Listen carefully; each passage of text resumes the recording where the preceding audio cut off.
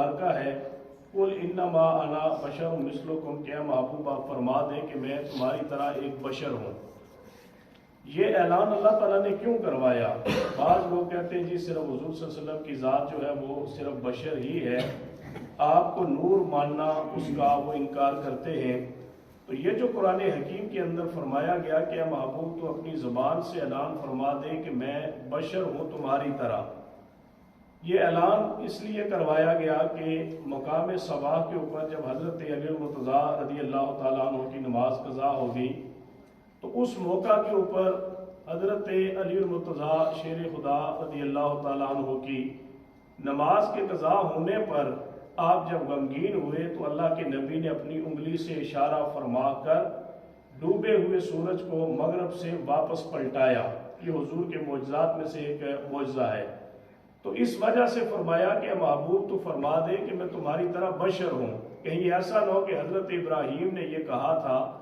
कि जो मशरक से सूरज को निकालता है वो रब है, और अगर कोई मगरब से सूरज को वापस निकाल दे तो वो भी रब हो सकता है।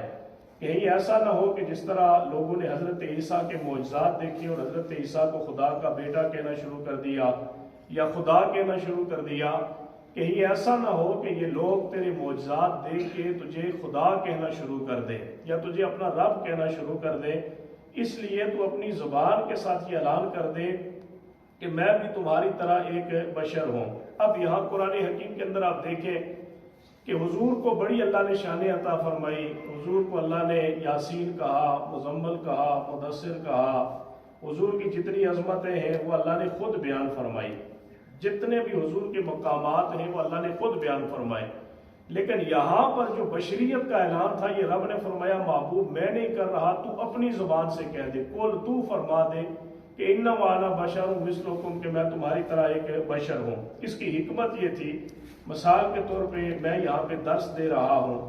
और यहाँ पर मैं दर्स देते हुए मैं आपसे कहूँ कि मैं आपको क्या दर्स दे सकता हूँ, मैं एक जाहिल आदमी हूँ, मैं एक अनपढ़ आदमी हूँ, मैं एक बेअमल आदमी हूँ, तो आप ये कहेंगे कि खैर ये ऐसी बात नहीं है, ये आजिज़ी के तौर पे अपने आप को जाहिल कहते हैं, अपने आप को अनपढ़ कहते हैं। आपको ये हक नहीं पहुंचता कि बाहर गली में जाके कोई पूछे कि रात को दर्स कौन देता है, आप कहें कि एक जाहिल आदमी है, एक अनपढ़ आदमी है तो वो दर्स देता है। फिर वो आपसे पूछे कि वो जाहिल किस तरह है, अनपढ़ किस तरह है, आप उससे ये कहें कि वो आप खुद कहता है कि मैं जाहिल हूँ, वो खुद कहता है मैं अनपढ़ हूँ, तो अगला बंदा कहेगा अल्लाह के बंदे जो कुरान का दर्स देता है वो जाहिल किस तरह हो सकता है, वो अनपढ़ किस तरह हो सकता है। वो खुद कह रहा है तो बतौर आजिज़ी कह रहा है, बतौर इंकसारी कह रहा है। लेकिन अगर मैं यहाँ पे दर्स दे रहा हूँ, मेरे शेख, मेरा पीर या मेरे उस्ताद जिनसे मैं पढ़ा हूँ वो यहाँ पे आ जाए और आप सब लोगों को कहें कि आप किसका दर्स सुन रहे हैं, ये तो एक अनपढ़ आदमी है, ये तो एक जाहिल आदमी है,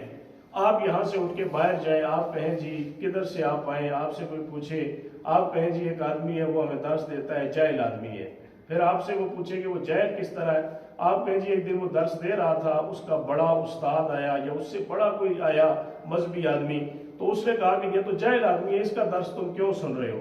अब फिर आप अगर कहेंगे तो अगला मान जाएगा, इसलिए कि जब बड़ा कोई कहता है तो वो अथॉरिटी हो जाती है, वो डिग्री हो जाती है। लेकिन जब बंदा खुद कहता है तो वो उसकी आजिज़ी होती है। अल्लाह के नबी के जितने मकामात थे वो अल्लाह ने खुद बयान फरमाए कुरान के अंदर, लेकिन यहाँ पर बशरियत की बात थी तो अल्लाह ने फरमाया महबूब ये मैं नहीं कहूँगा कि तू बशर है, मैं इसलिए नहीं कह रहा कि फिर लोग तुझे बशर ही कहना शुरू कर देंगे,